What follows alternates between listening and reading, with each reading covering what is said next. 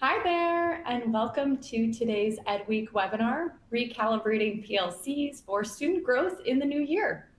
My name's Kendall Hunter, and I'm the Director of Marketing at Otus. I'm really excited to be your moderator for today. Like most, or maybe all of you, my background's in education. I was a middle school special education teacher, reading specialist in Chicago, where I'm based. It is very cold here today. I hope you're joining me from somewhere warm, or maybe just with double digits is all we can hope for at this point. But today's webinar will be a true roundtable discussion. We have 3 district leaders here who will share how they structure their PLCs and recalibrate when needed to ensure that their meetings align with the original goals of their PLC. I mentioned that I am with Otus, today's webinar sponsor. If Otus is new to you, welcome. Otus is a K-12 assessment, data, and insight solution that brings district data into one place, making it easier for PLCs to identify trends and really understand what students need to improve and move towards their learning goals. If you've ever felt data rich but information poor, Otus addresses that challenge by giving teams a shared view of student performance. You can really focus on what's working, what's not, and what to do next, which aligns very well with the focus of PLCs. As we get settled in here, I do have a couple housekeeping items I'm going to run through to ensure a smooth experience. So just hang tight and we'll introduce our speakers in a moment. Please check the audio settings on your computer as well as your volume if you're having any issues hearing me at this point. There is an audio troubleshooting file in the resource list under the Q&A window if you need support there. If at any point your console freezes or you hear music, just give your browser a quick refresh and you'll be brought right back in to the session with us here. A refresh solves everything.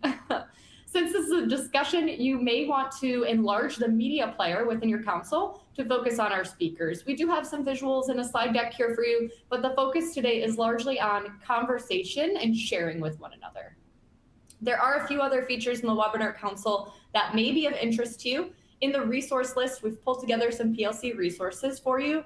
I want to call out one that I really like. It's the new framework for high impact PLCs. That's a favorite of mine. It just has a step-by-step protocol that you can bring back to your teams or kind of compare side by side with what you're doing now to look for areas of opportunity. There's some templates in there too. So be sure to check out the resource list as we're getting started here. As we jump into the panel discussion in a few moments, we welcome your questions throughout. You can type questions into the Q&A box that's accessible through the tabs located on the console. And if you can, not in the group chat, that'll just help me stay on top of your questions and organize them. We will have dedicated time at the end, so definitely tee up some questions for us throughout here. If you do want to use the group chat, we certainly welcome your thoughts throughout.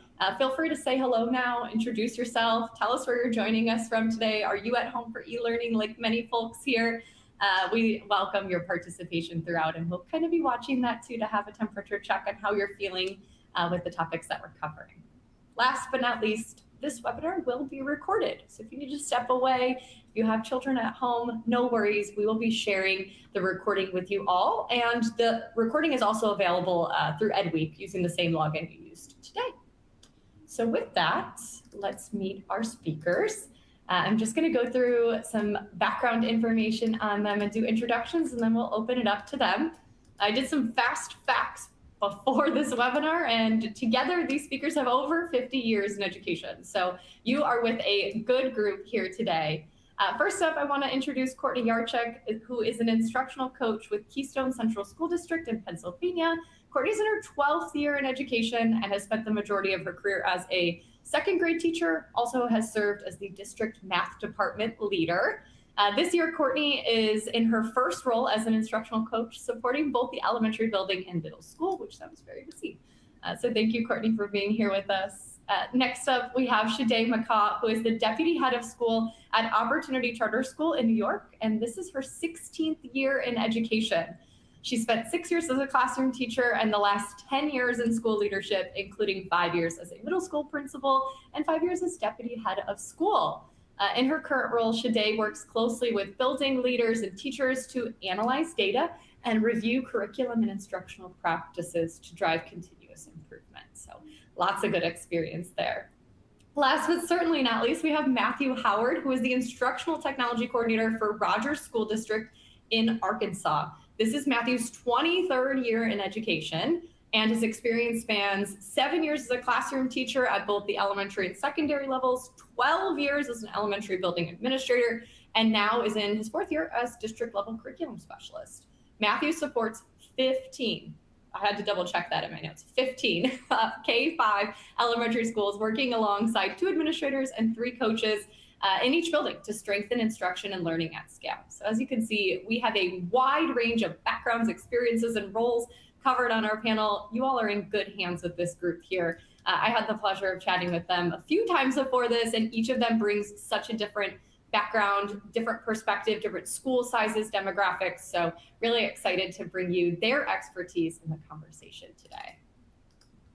Now, before we open up the conversation, I just want to quickly ground the conversation in the why.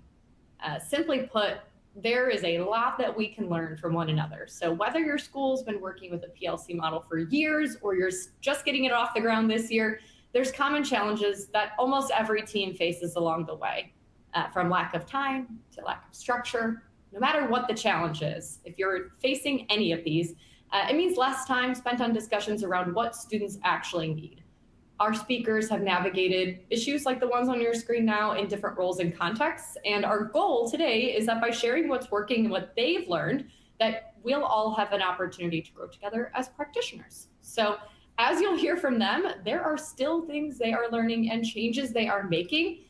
And that is the important reality of the work we do. We can always look for areas of opportunity to grow together. So that is why we are here today. We are excited to share with you all what they have learned in their important work.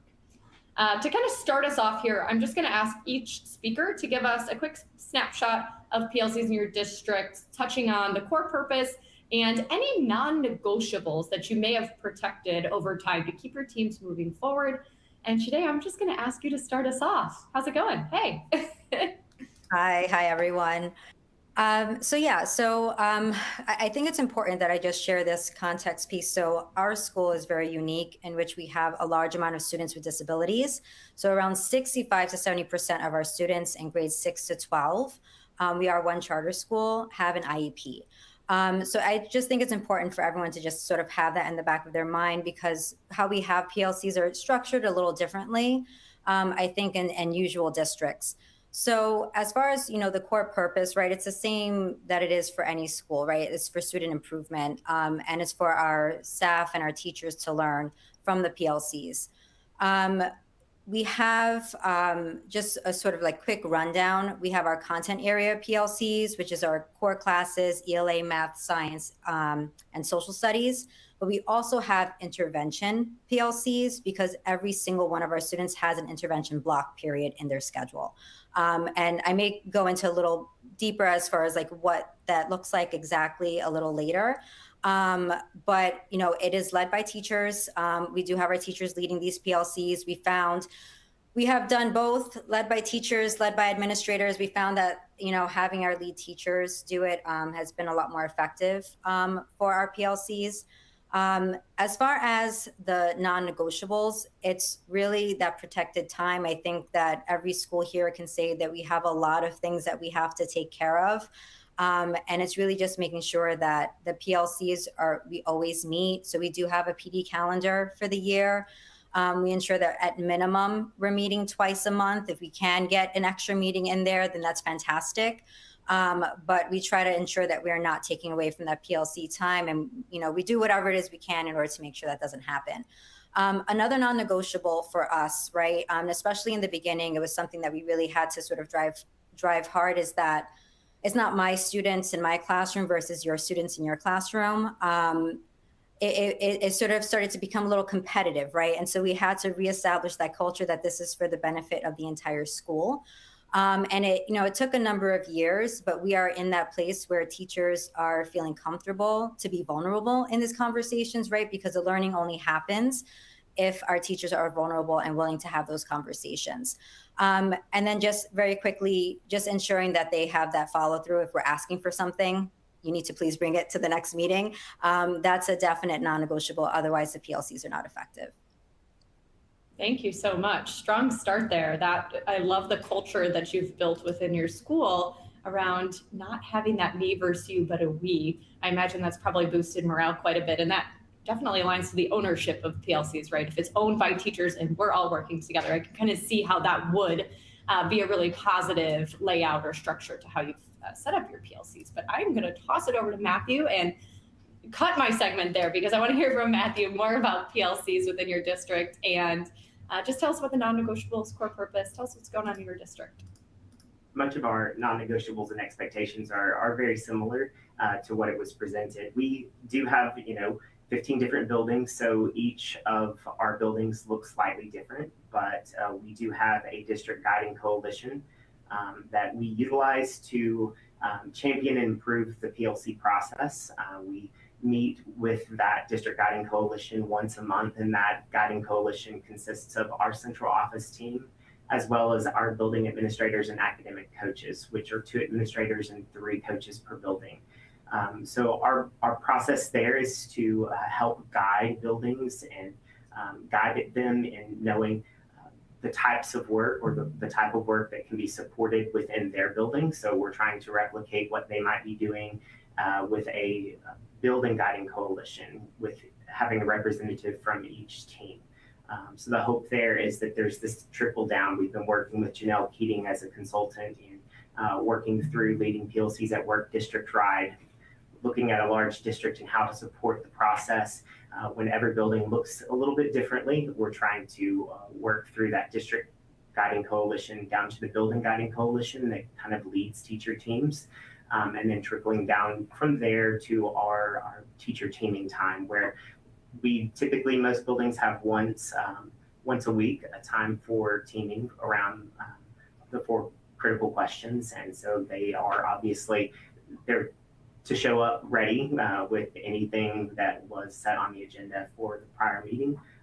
But we really focus on, those 3 core ideas of collaborative culture, a focus on learning, and a focus on results. So much. Definitely some common themes there. And I love the expectation to show up ready. I think that kind of showed in Shaday's response as well. But I think it ultimately just goes back to how we hold each other accountable to collaborate in these spaces. Courtney, I'd love to hear from you about your district. I know you're in a little bit different of a role. I would imagine that you're more in the weeds of the PLC work as a coach, but tell us a little bit about Keystone Central and some of the non-negotiables that keep your PLC moving forward. Sure. So at the elementary level, our week is laid out where we have 2 district days on Monday and Wednesday. Tuesdays and Thursdays are slotted for PLCs. So our K-2 classroom teachers will meet on Tuesdays for PLCs, and then Thursday, our 3 and 4 classroom teachers will meet for PLCs. Sometimes we use our district days on Mondays for total grade-wide PLCs across the district. So all 5 of our elementary buildings, all the kindergarten teachers will meet, all the first grade teachers and so on, and they'll talk about kind of where they are in the curriculum, and because we do have a lot of movement throughout our district with students, so we kind of want to stay on a similar pace, so that way if we have students moving in and out, they're not repeating things or too far ahead from one school to the other. So that's how it is at our elementary buildings. And then at the middle school, Thursdays are slotted for PLCs. And what they do is 1 week is content, and that's a 5 to 8 building. And then 1 week is data. So if you talk about content this week, the next week it's expected to be that you're talking about data. Some of the non-negotiables are just protecting that time, making sure you're on time, you are ready to go with any data or information that you need to share about, where you are in the curriculum. And then everybody is an active participant. So it has to be a total team effort. We don't want any just passive members of our PLCs. So we can, get further along in our PLCs if everybody's participating. Absolutely. And you partially answered a question that actually came up. So I'm going to kind of repeat this back to the audience since it's in writing here.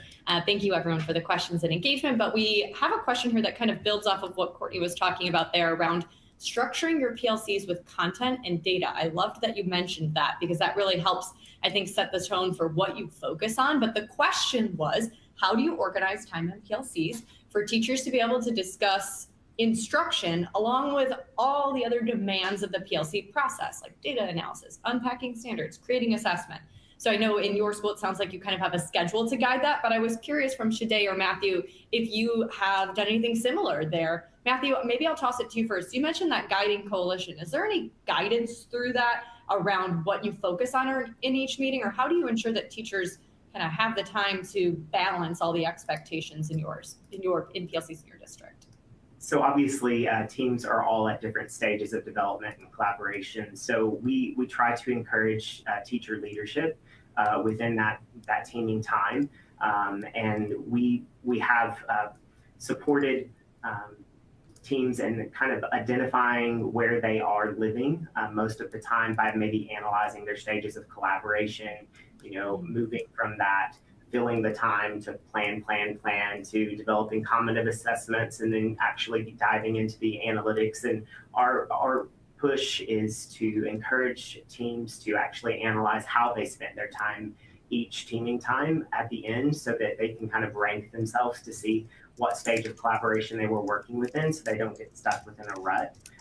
There are, established times for teaming time, but we also have a structured time. Most buildings have them quarterly for data deep dives or for maybe 15-day challenge unit planning. But typically, we try to let teams manage how they use their time and where they put their focus, because things are slightly different building from building, but definitely encourage them to spend their time on the further stages of collaboration versus just filling the time and plan. I love that reflection you mentioned. I think that's a really easy takeaway for really any meeting where you're talking about student outcomes and data, kind of to reflect on how much time did we spend talking about X, Y, or Z, and where do we want to see that time next time devoted. I think that's a really interesting way to kind of just check in on the pulse of your PLCs and where you might be getting hung up. Before we talk about going deeper into data, Shade, I'm just curious, any similar themes coming up in your PLCs around how you kind of balance those demands that you want to touch on? I know you're in a smaller district and you have a little bit more oversight into your PLCs. So just curious kind of what was coming up for you there. Yeah, so we definitely we're running into this issue a bit. We are working with a data consultant this year to really help us to ensure that our PLCs are very structured in a way that doesn't become bogged down with all of the data that we have. So we do have more formalized data deep dives that we are doing throughout the year, similar to what Matthew was mentioning. And so, one of the pieces that we did, and we did it really as PLC teams, is to literally write down what is okay to have a discussion in the PLC and what do we need to leave for a different time. And something just as simple as having that T-chart and having it pasted for us in that PLC meeting is really, really helpful for us, because we all want to tackle so much, but we just need those reminders that, if it's more focused, we can be more impactful. And so that has definitely helped us with that piece. An excellent suggestion. There are so many things that we want to tackle, but just kind of recentering your meeting on that purpose. Here at this meeting, we talk about these 5 things. We will talk about that at another meeting. It's not that it's not important, but we have to protect this. And on the topic of protected time, thank you so much to our audience for being so engaged. We've gotten probably 4 to 5 questions just around how you do protect that time. So I'm wondering if we can kind of just quickly go around, and if you can share if your meeting is during the school day or after, and then length. Everyone's kind of wondering how you fit that in and about how long you have in each meeting. Courtney, do you want to start us off here during the day? Yeah. Our PLCs are after school, so we have 30 minutes each day at the end of the day after students leave that teachers are engaging in professional learning or PLCs. And then when we do those deeper data dives, like Matthew and Shade were mentioning, those are usually during planning time for elementary, and then during prep and duty time as well at the middle school levels, because they do take a little bit longer. So much. Matthew, how about your PLCs? How's that structured? So our PLC times are structured within the actual instructional day. They're embedded within the master schedule and our special schedules. typically that's how it functions. It's different building to building, but they're typically in length from 40 to 60 minutes once a week. And that is above and beyond teacher planning time that's provided each day. The data dives that are typically held once per quarter are typically half-day sub-days.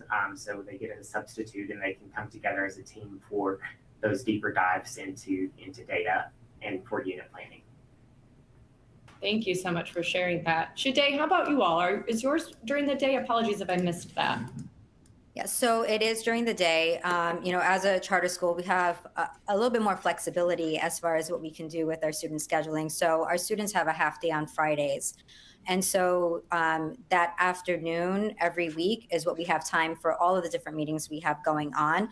But we have that schedule and that calendar laid out for the entire year to ensure that we are not missing on any of the meetings that we need to, in addition to the PLCs that we have.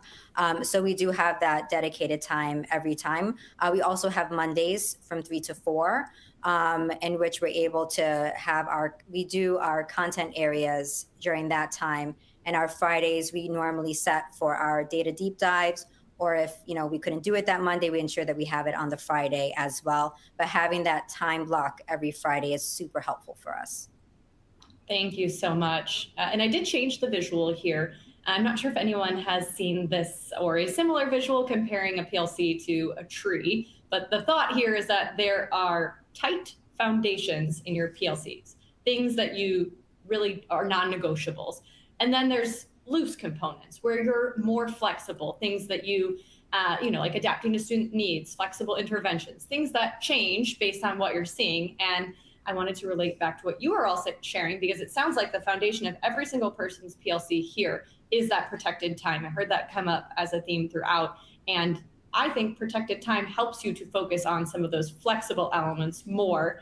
Shade alluded to this too, around kind of outlining exactly what we do in PLCs versus other meetings. And I think that just kind of shows that you really have certain elements that are tight in alignment with what you need to do in that time. So if you're here with us today, kind of thinking about your own PLCs, I just encourage you to reflect on, what are some tight elements? What are some loose components? And then what have you been flexible on that maybe you shouldn't be as flexible on? Perhaps it is something like timing. If we don't have that protected time, we cannot discuss interventions. We cannot talk about how we're going to align instruction and kind of work backwards there to identify where you might want to, tighten up things a little bit more. But kind of shifting our focus here to the data piece of PLCs, which is so important now that we've talked about structure. We're halfway through the year here. We've got lots of data. Most teachers at this point have a beginning of the year, I was going to say BOY, sorry. Most teachers have a beginning of the year, a middle of the year. You kind of have a good touch point or check in on where students are. So I guess I'm wondering to the group how your teams determine which data to bring to PLC meetings, and then maybe what you focus on in different deeper dives. Also curious if there's any data that stays out of your PLC meetings altogether. These might be tight or loose components that you've identified. Matthew, tell us a little bit more about your data structure in PLCs and how you decide what to bring to the team and what you want to discuss. So you mentioned earlier the acronym DRIP, so data rich, information poor. We encourage our teams to really focus on common formative assessments that are developed by the teams that are very pointed, that look at our district quarterly expectations for students, and that tie to our 15-day challenge unit planning. I think that you can oftentimes get into the weeds. We have lots of data points like our initial screening, our state interim assessments, our summative data points, but those summative data points are typically analyzed and are part of our deeper dives of quarterly data meetings, not necessarily the week to week. Not saying that they don't sometimes appear, but most of the focus is in and around common formative assessments that the teams have created, as well as some of the district assessments that are pushed out once a quarter. Those were benchmark assessments that are assessing our essential standards, that maybe teams are analyzing their common formative assessments and seeing if it actually aligns with the rigor on the district assessments. And obviously utilizing different types of assessments in, like, say, rubric assessments or advanced assessments in Otus as well. I imagine having that common data does make those meetings a little bit, kind of reduces the friction around question alignment and kind of looking across classes because we have that common formative. So that's great context around how you have that local measure to kind of guide the conversations. Our PLCs are really only as productive as the data and access to data that we have in front of us. So that was a great addition there. Courtney, how about your PLCs? Tell us a little bit more about the data you focus on in PLCs. Are there deeper data dives? Talk us through what that looks like for you all. So this year we took an integrated approach to MTSS. So there's no data that's off limits. We're really looking at reading, math, and social, emotional, behavioral areas. And when we do our data team meetings, which is the deeper dives, we look across the grade level in each building. So what, where are some areas that we need to focus? And then when we kind of find those areas, then we kind of look at a more granular level at our curriculum and our common assessments and see what kind of data we're getting from that. We can look right in Otus at the analytics and see what standards and questions students are struggling on or performing well on. And then in those data meetings, teams create goals in reading, math, and social, emotional, and behavioral. So those goals are carried over into the PLCs, and that's what a lot of the conversations are focused around, are those goals and how are we answering those 4 critical questions. How do we know when the students learn it and whatnot? So we kind of start at this really deep dive, but then kind of branch down to the PLC level to make sure that we're focused on those goals and also addressing individual student needs, not just at the tier 1 level, but also when we have those groups of students who maybe aren't responding to tier 1, what are we going to do when they don't learn it? So answering that question as well. Thank you so much, Courtney. I do have a quick follow-up question from you that we received that I think is important to just touch on. You mentioned that you're integrating MTSS and PLCs this year, which I think is so powerful, right? Both teams have similar common goals, but does that mean your interventionists join the PLC meetings, or how exactly do you facilitate the transfer of knowledge between those two groups who sometimes are focused on similar things, but in different places with different stakeholders like your counselor or your social worker?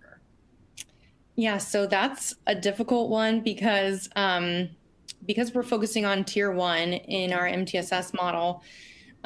We do have different tier determination meetings with our interventionists. And so we look at the universal screener data to determine those tiers, and then students who will be receiving intervention, and then students who will be receiving other types of supports in the classroom. We have what's called a win time, what I need at the elementary level. And then we also have win time at the middle school and a workshop. They're just called 2 different things, but essentially the same idea. And so it is difficult sometimes to make sure that everybody is aware of the goals and on the same page, especially in smaller buildings when there might be only one interventionist. They have a lot of work to do to stay up to date with all of the goals. But as an instructional coach, I meet with our interventionist quite frequently. So I'm kind of the go-between of what happens in the meetings and the goals of all of the teams, just to make sure we're all kind of on the same page. Hopefully that answers that question. It did. Okay. And I think the win time is actually a really great reminder to the audience. If you already have that in place, that's kind of the perfect middle piece between moving students between tiers and having those outcomes in PLCs where you're identifying skills students might need to work on during their what I need time. So that's a good reminder of that time and how you can kind of align that to the PLC outcomes and goals and discussions. That was super helpful. Shade, do you want to tell us a little bit more about how your teams determine which data you focus on and what you focus on in PLCs? Yes. So very similar to Matthew, I think it becomes easy to feel overwhelmed with the amount of data that we're collecting, right? I think it's, get as much data as we possibly can. So we have interim assessments. We do use NWEA map growth assessments as well 3 times a year. Along with all the other data that we collect from the classes and from the teachers and from the students. And so with that being said, with our interim assessments, we just look at it like at a high level in our PLCs, really just focusing on the standards. But when it comes to our data deep dives, that's when we're really looking at, we just had one yesterday, actually, because we had to entire PD day yesterday. And so where we looked at and we broke it up by content area, and we did our data deep dive into our interim assessments, looking at the specific questions, what are the misconceptions our students are having in each of the classes, and what reteach plans and things like that we need to do. That's also where we look at in our data deep dives, that growth or that movement from the fall, the winter to spring, for both MAP and for our interim assessments as well. That's really sort of what we focus on for our data deep dives. As far as the data in our PLCs, it's more focused on in that classroom level, right? The student work, any rubric assessments, things like that. We do look, like I said, at the interim assessments, but we try not to get bogged down into the weeds of it, but just looking at the standards at a high level to see which, is our focus, how did our focus standard do, for example, on the latest interim assessment across the grade levels. Thank you so much. That was super helpful. We did have one question that I want to toss to the group as a quick follow-up while we're on this. This is from Bradford. Thank you. This is a good question. Curious if anyone is incorporating or intentionally not incorporating behavioral data into PLCs. I'm thinking it could be like infraction-based or also student skills-based, like your citizenship or how you're working with your peers. Is anybody doing any collaborative work around student skills or behaviors in their PLCs outside of the traditional academics? So I wouldn't necessarily say we have something quite formal, but considering the students that we work with, we have many students with IEPs. We do have a lot of work avoidance behavior. We have a range of behaviors, right, in our school. And a lot of it is due to, that gap or that access that they need in order to be able to do the work. And so, like I said, we don't have anything quite formal, but we do have our culture teams and our grade team meetings. They attend our grade team meetings every week, and they give sort of their insight as to, so-and-so may be acting a certain way in the classroom. This is what we found out.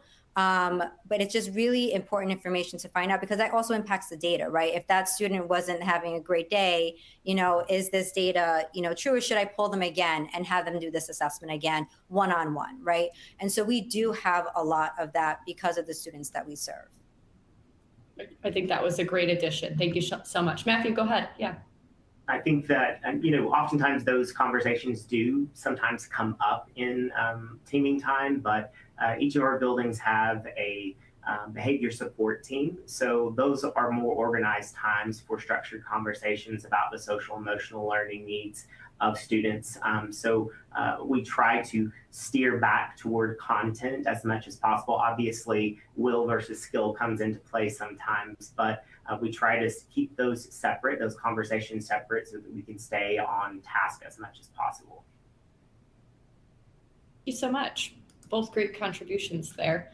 Let's talk tools, things that support the work that you're already doing. As we talked about, time can make things challenging. Tools or lack of access to tools can make it harder for PLCs to function. I know when I was in a PLC, I had my Google Sheet and I manually went through and highlighted the 10 students who were below benchmark on their last administration of progress monitoring. And then I showed up to the meeting with those students and then somebody else brought their sheet. And it was a lot of work. Maybe you're still doing that work. There's other tools that can help with that, though. Matthew, is there anything that helps lighten the prep load for your teachers? Any tools, routines, protocols, anything you want to shout out that supports the work you're already doing in PLCs? So we have a curriculum resource center that teachers have access to. It's organized by quarter for our essential standards. And with those essential standards, we have our quarterly pacing documents, our proficiency scales that look at student performance expectations quarter by quarter. We also have model lessons there. Our assessment blueprints for our benchmarks are there. So it's kind of a one-stop shop for everything related to our essential standards. It also has attachments or links to our curriculum resources that we utilize. We also have our assessments pushed out through Otus. that are linked to our HQIM. So we have our wit and wisdom, our mystery science, our illustrative mathematics, and our UFLA assessments that are pushed out to teachers through Otus so that they can use those as they feel like they need them. As far as specific protocols, most of our teams are using TACA forms, so team analysis of a common assessment, so that we can really dive deep into instructional practices and influence Tier 1 instruction to see exactly what students are doing. And we also have district-aligned goals, so each building, each team has goals that are structured that feed into that district performance goal, that performance goal that goes from the district to the building to the team level to the student level, all the way down to those success criteria for students into their mastery goals. Thank you. Very tight alignment between that district goal and the expectations for students. I imagine that level of clarity is just helpful to everybody. Honestly, that sounds incredibly clear. Shade, what about you? Tools, routines, protocols, anything you want to call out that's helpful to your team? Sure. So one of the pieces that we struggled with was just all the different spreadsheets that we had, and then also just, which spreadsheet had which information, and it just became really confusing. And we were wasting our time with all of that. So it's one of the reasons, quite honestly, why we went with Otus this year, because we needed just that one platform that sort of housed all of that data. It even has our map growth data in there as well. So the query reports that we can generate from Otus has been really, really helpful. It just takes that time away from us so we can have actually meaningful discussions around the data, as opposed to crunching the numbers and putting everything together. As far as protocols and things like that, we really try to be as routine as possible. So, we make a lot of jokes because of the students that we work with, we, have a lot of routines. We have a lot of just we know what's expected, right? So the students know what's expected. We kind of do that as well in our PLCs and in a lot of our meetings as well. And so our teachers know what to expect. There's really no surprises. And if there is anything that's changing, we let them know. So they know exactly what our agenda is all the time. It's sent out ahead of time. And if there is, if we are running into any obstacles or any challenges, that's when we may involve a new protocol to help us go through that. But we don't involve any protocols unless it's absolutely any new ones. Really, that's not in our every time meeting unless it's absolutely necessary, just so we don't overwhelm. Because again, we're a small school, so a lot of our teachers are in multiple PLCs. And so that's something we also have to keep in mind. Absolutely. Hey, consistency is key. If it's working, we don't need to toss new things into the mix. So I think that's a really good call out, and love to hear that Otus has been helpful for getting all your student data in one place. That's great. If anyone here wants to learn more about Otus, there are some resources in the resource list.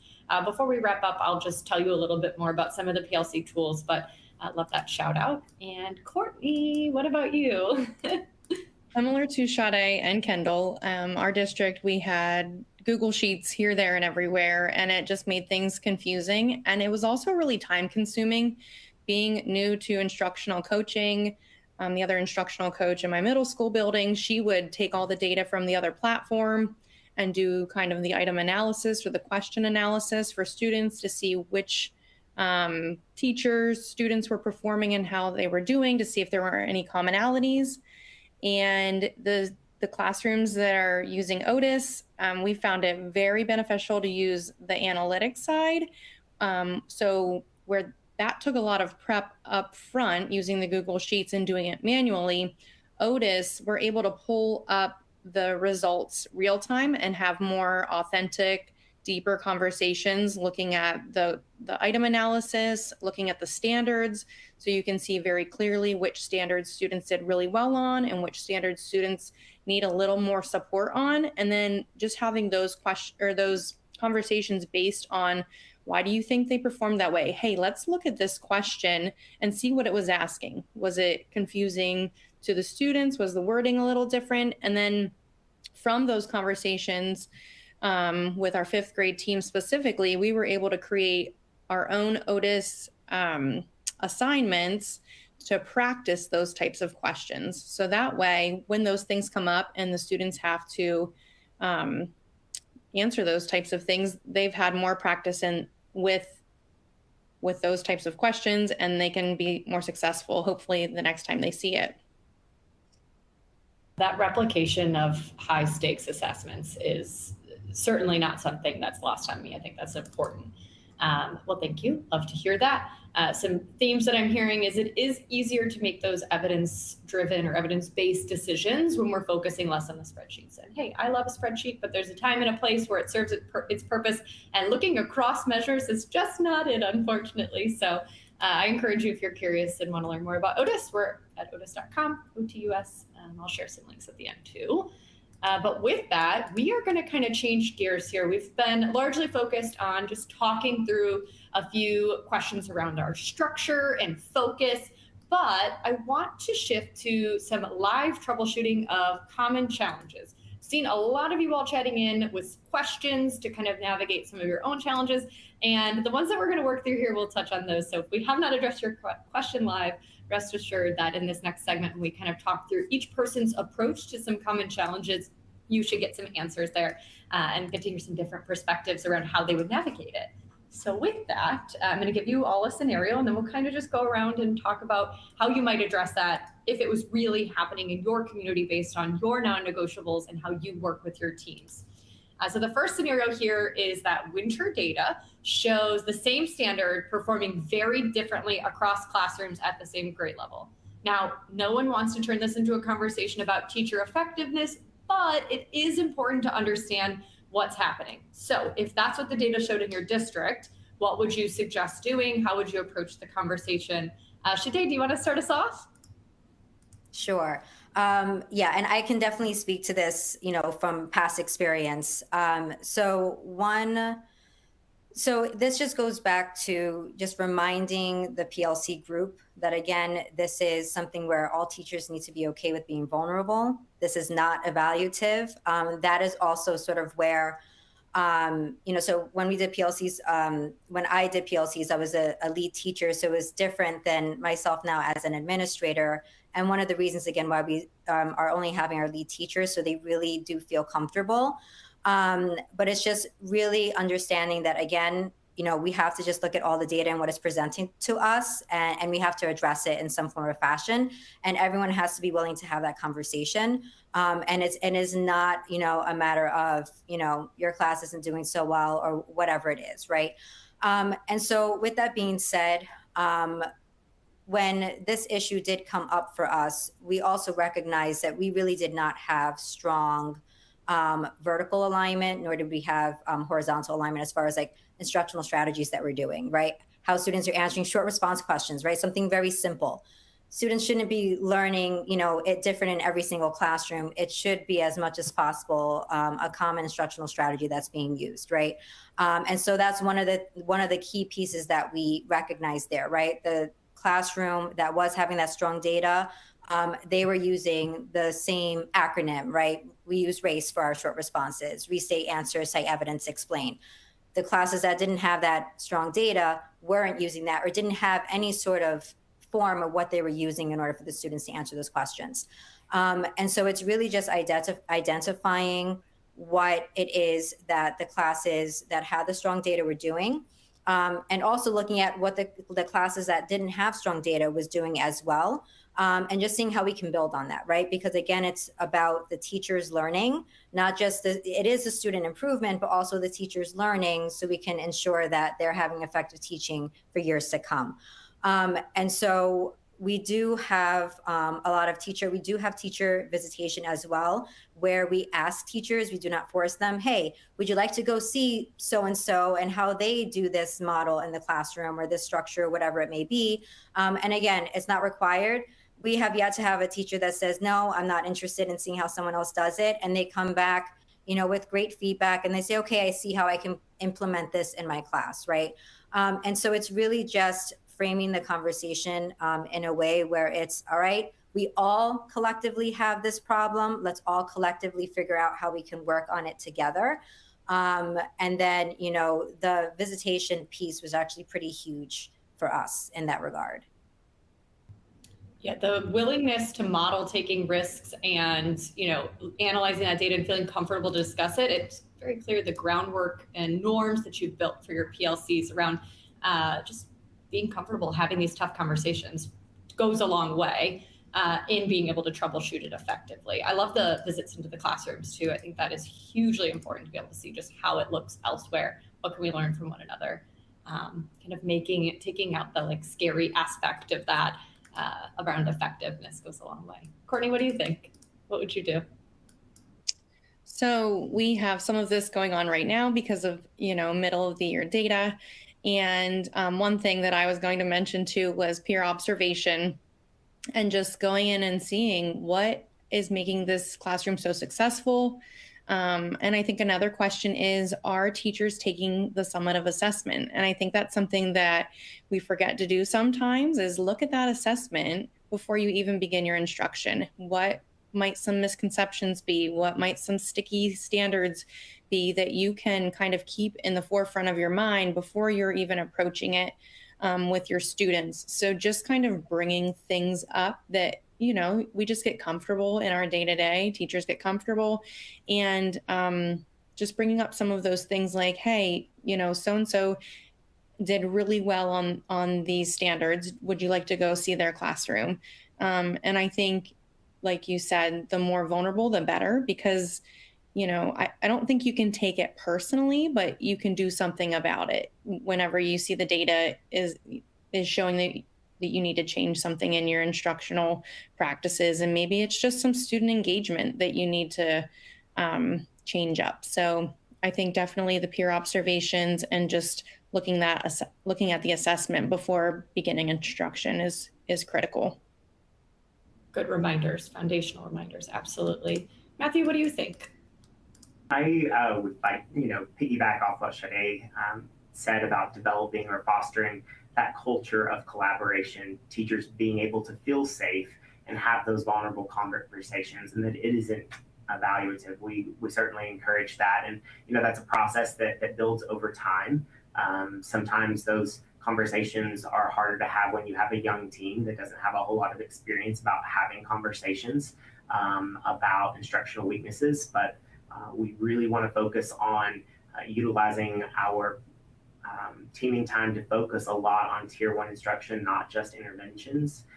So we really encourage the use of like analysis forms. So our TACA forms really help us focus on collective inquiry. So asking specific questions about student deficiencies or looking and analyzing at student work. So it's not necessarily about your instructional strategies. It's picking apart what students do and do not understand. And you can create that understanding or build that collective understanding about what needs to happen to improve tier 1 instruction through that collective inquiry process.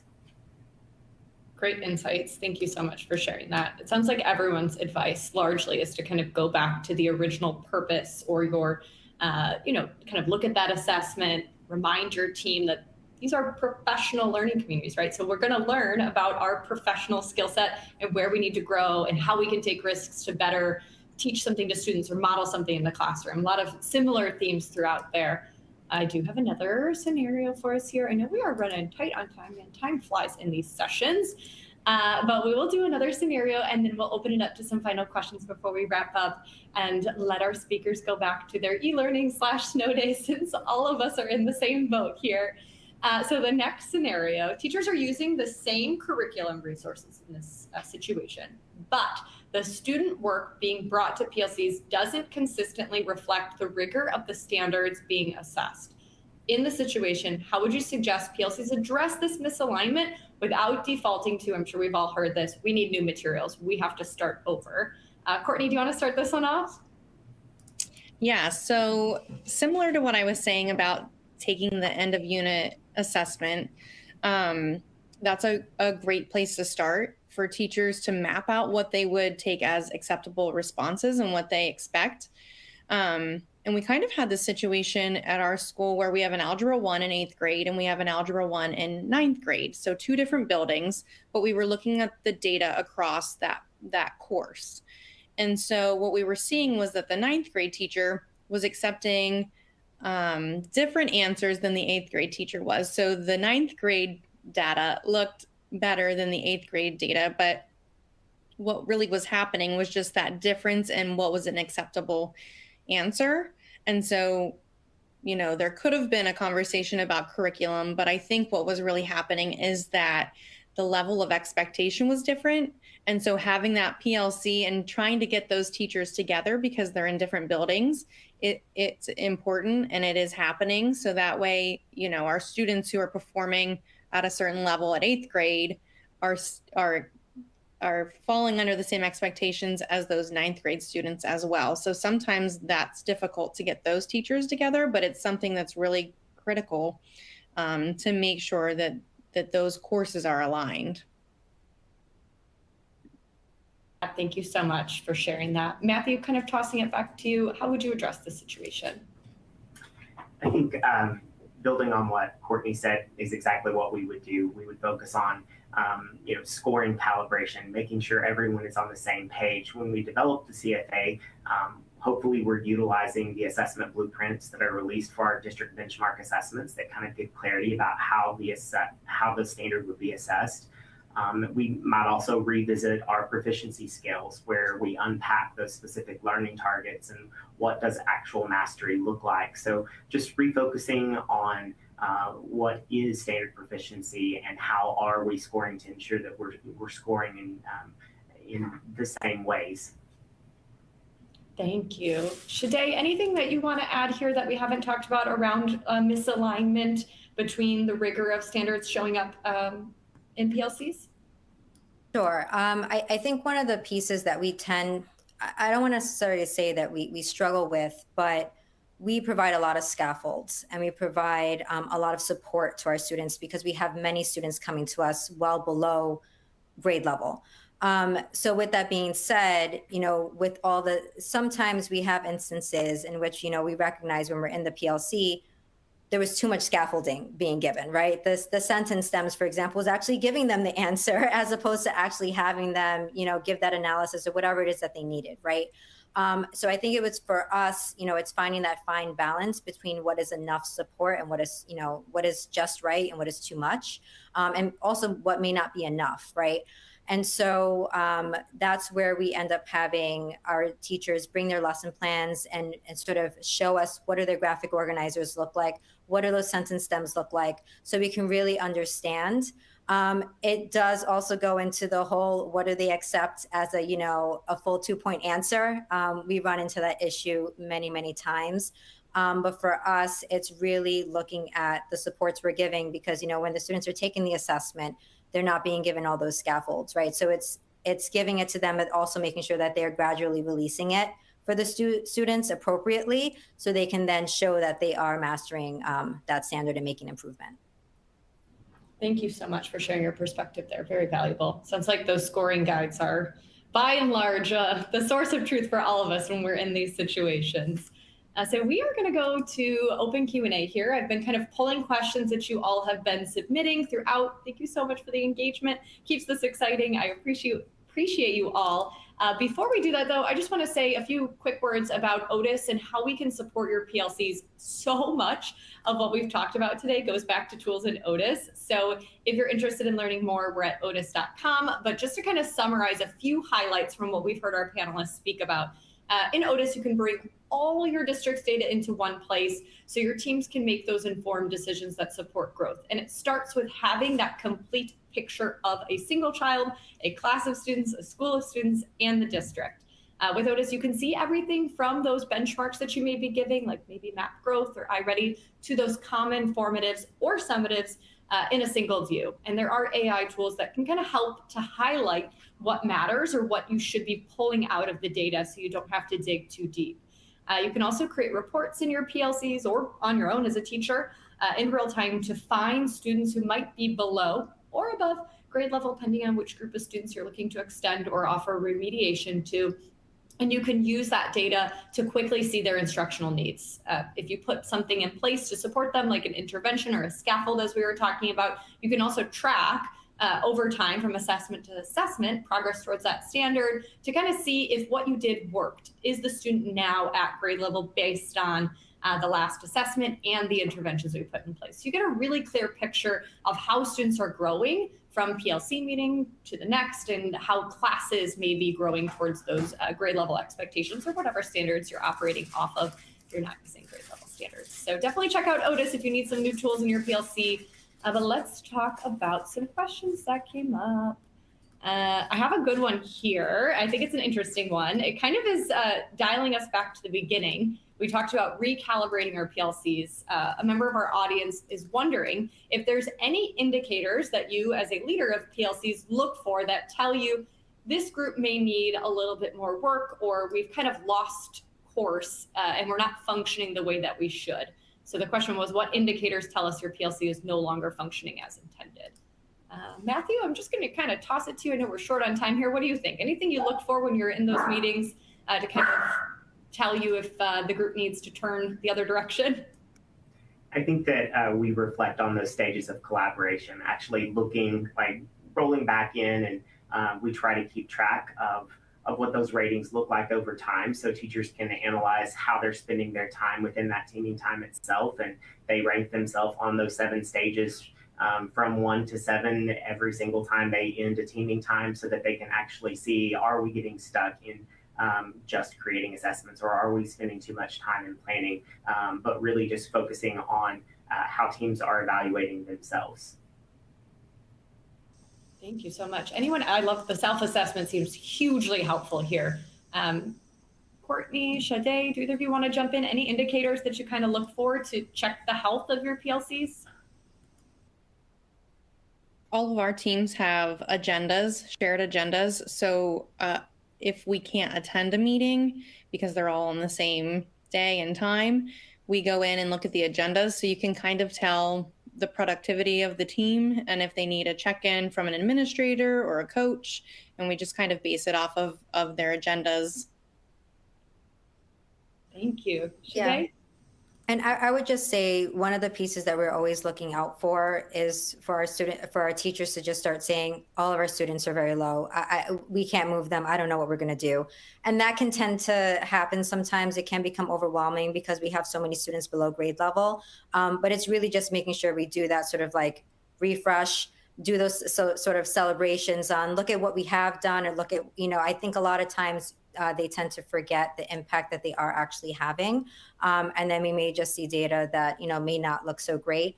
So just making sure that those conversations are not geared towards overgeneralizing, saying that everyone's doing poorly, as opposed to being more specific with what exactly do we need to work on to improve our student success.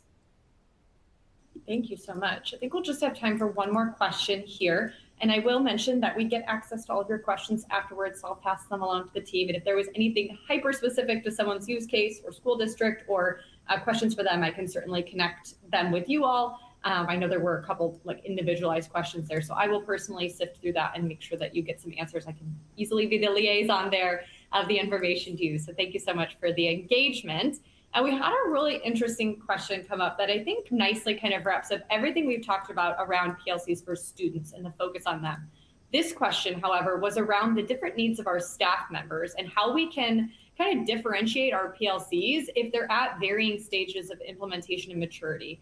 I know, Matthew, you kind of alluded to earlier around like based on staff members' background, how long they've been teaching, we may be working with teachers who have varying levels of familiarity with PLCs, depending on where they're at in their career. And I'm just curious if anyone has done work around structuring PLCs in different ways, and the way that we structure instruction for students, but for the adults in their professional learning communities, knowing that this time really does help them grow too.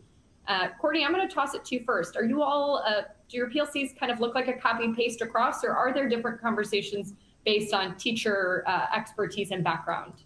Yeah, there are some different conversations happening. Last year at our middle school level, the head principal, what he did was he took all of the math teams and he really laid the foundation for what he wanted PLCs to look like with those math teams. And so now they're very high functioning teams on their own. And so this year, everybody else is working on getting to that level. So with a little more support. And then we do have some teams who just adopted a new ELA curriculum and a new math curriculum.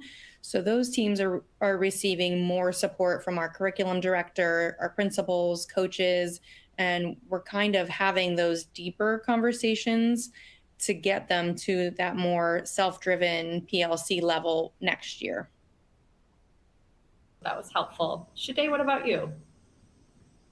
Sure. So I would say that we probably, we have one or two of our PLCs that are really sort of, I want to say at the early stage, only because they're newer to our school, and really how we do PLCs in our school, more so at the middle school level. And then we have a handful that are really just have to check their notes, make sure they are meeting, that there is discussion happening. And it's, you know, it's absolutely amazing just seeing sort of the difference in conversation and discussion. But those earlier, or those PLCs that don't have as much experience, I know before I said, like, you know, we try not to do so many, you know, a lot of protocols.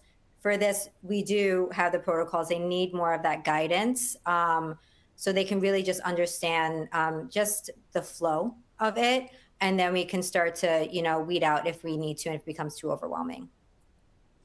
Yeah, that makes perfect sense. Sometimes you have to differentiate based on what they're focused on at that time. Matthew, I imagine in your role, this comes up quite a bit more, just given how many different PLCs you have. So love for you to offer any final thoughts there based on your experience with teachers of different levels. So we are trying, like I said earlier, to support from that district guiding coalition, building guiding coalition that trickles down to the grade level teams. And obviously we have teams at different places. So just like we have essential standards for our students, we are utilizing the critical issues for team considerations out of learning by doing. And we've, as an admin and coach staff, have kind of chosen our essential issues that we're focusing on to kind of build common shared understanding and knowledge on during our district guiding coalition. And our hope is that that work kind of sets the stage for the building guiding coalition to be able to function and operate, to build systems and protocol and knowledge that would then support those grade level teams. We try to have a representative from each grade level, hopefully someone who's been involved in the PLC process for a little bit longer, so that they can be a part of that building guiding coalition to help build shared understanding and knowledge about what this PLC process looks like and how we functionally operate as a team on a week-to-week basis. Thank you so much. I know we are at time here. I just want to thank the audience again for joining us from wherever you are and taking time to further your learning about PLCs. And then our speakers, Courtney, Matthew, Shade, you all are doing the work every day to make your PLCs impactful for students. And we just thank you for sharing a very small glimpse into what you all do for teachers and students. So thank you everyone for being here with us. We appreciate you all. Thank you to EdWeek for hosting this event so we could bring these great leaders together. Thank you. I hope everyone has a wonderful day. And if you want to learn more about Otus, I do have our URL on the website or on the screen here too, so you can find us. But thank you, everyone. Have a great day.